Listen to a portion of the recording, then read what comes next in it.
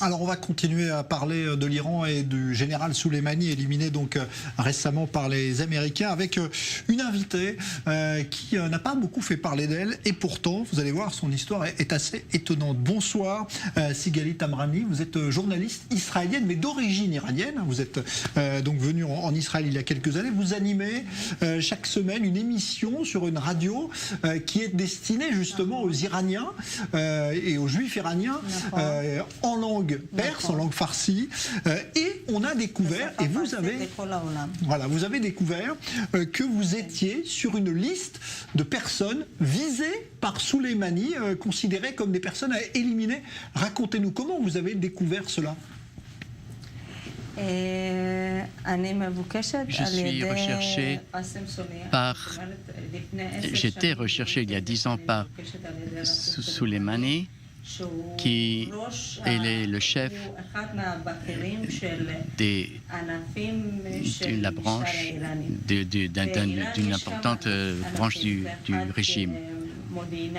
Et les renseignements iraniens avaient transmis des informations, et ça, on sait que Soleimani avait beaucoup de pouvoir, était un des responsables du régime, et dans mes correspondances avec des gens en Iran, j'ai compris que j'étais recherché, et quand il est mort, il y a un document qui m'est parvenu, signé par Hassan Soleimani, affirmant que j'étais recherché, et tous ceux qui ont des informations sur moi pouvaient recevoir un prix.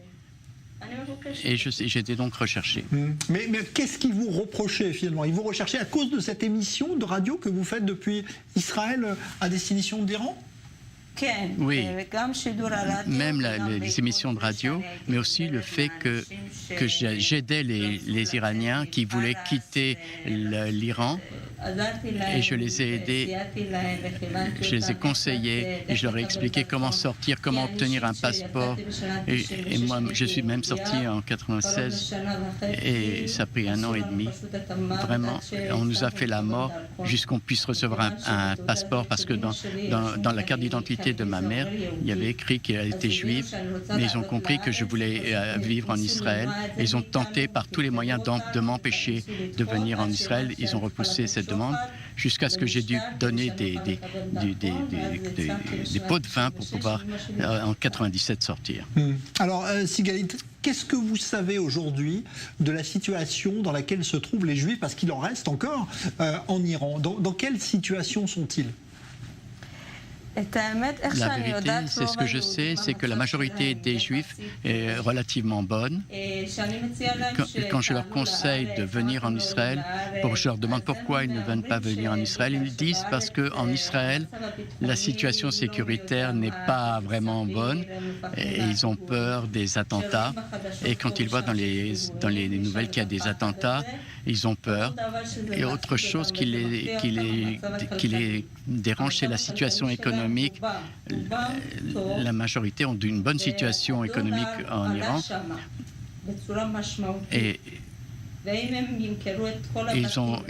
et s'ils vendent tous leurs biens, ils auront à peine 30 000, 40 000 dollars. 50 000 maximum. Alors qu'est-ce qu'on peut faire avec ça? On va venir en Israël, et qu'est-ce qu'on peut faire avec 50 000 dollars? Et en plus, la situation sécuritaire, où la plupart veulent aller aux États-Unis, préfèrent aller aux États-Unis, où ils restent, se contentent de la situation qu'ils ont en Iran, et attendent. Ils vivent comme ça. Qu'est-ce que vous diriez de Soleimani? Parce que certains disent mais oui, c'était quelqu'un qui était très populaire en Iran, que les Américains ont éliminé. Vous, d'après les informations que vous avez, et ce qu'on voit dans les manifestations aujourd'hui, vous dites que c'était quelqu'un qui était redouté, craint par les Iraniens? De ce que je connais de lui et des gens avec qui je suis en contact en Iran, le régime... Il était un membre du régime, un des principaux. Il était le chef des Sepah. C'est une branche très forte qui a beaucoup de pouvoir, même sur Internet, sur le régime, et les chefs de la police. Alors, les gens Certains disent qu'ils sont favorables au régime. Ils ont fait les 3 jours de deuil quand il a été tué. Mais la majorité du peuple, vraiment, ont été heureux, ont distribué des bonbons. Ils ont déchiré ces photos. Et on arrête le deuil. Et ils ont vraiment manifesté. Et maintenant, les manifestations battent leur plein. Et j'espère qu'à la fin, ils vont s'en sortir. Dans votre émission de radio qui est diffusée en langue perse, farsi, donc à destination des Iraniens, de quoi vous parlez depuis que Soleimani a été éliminé? Vous parlez beaucoup uniquement de la situation en Iran, de ce qui se passe, des manifestations, ou d'autres choses? En règle générale, je parle toujours de la situation réelle et je montre l'Israël réel aux Iraniens. Et quand j'étais en Iran, on montrait différemment Israël. Et on disait qu'on se lève le matin et qu'on tue les enfants arabes et palestiniens comme ça. Alors nous montrons la réalité, on leur explique que ce n'est pas vrai et qu'on nous attaque et donc nous sommes obligés de nous défendre.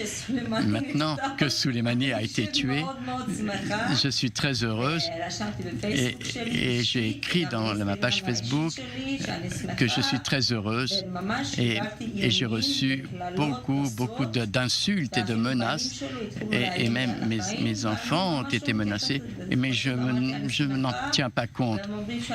Et on me dit toujours qu'on va me liquider, qu'on va arriver jusqu'à moi, mais ils ne peuvent rien faire en fait en Israël et on continue.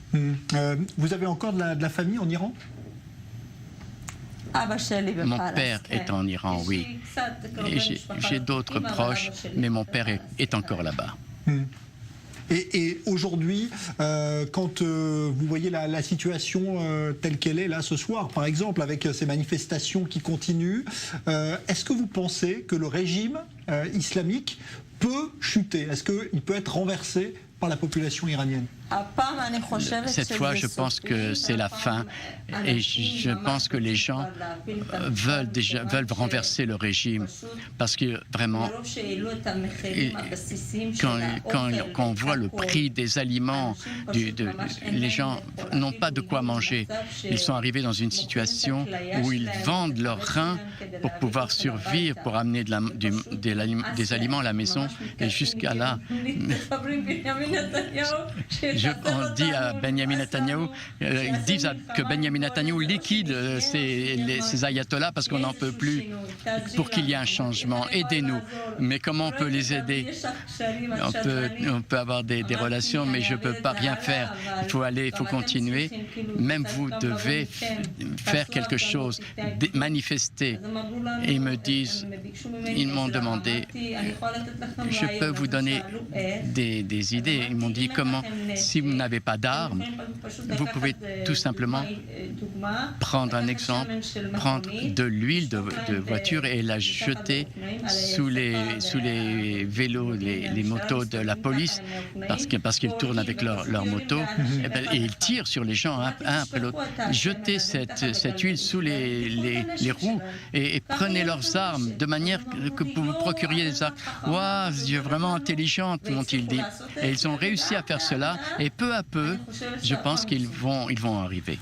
Écoutez, en tout cas, on suit ça de très près. Merci beaucoup, Sigalit Tamrani. Je rappelle que vous êtes journaliste israélienne d'origine iranienne et que vous avez donc cette émission chaque semaine, que vous étiez dans le viseur donc de Qassem Soleimani qui vient d'être éliminé par les Américains. Merci à Maurice Ifergo.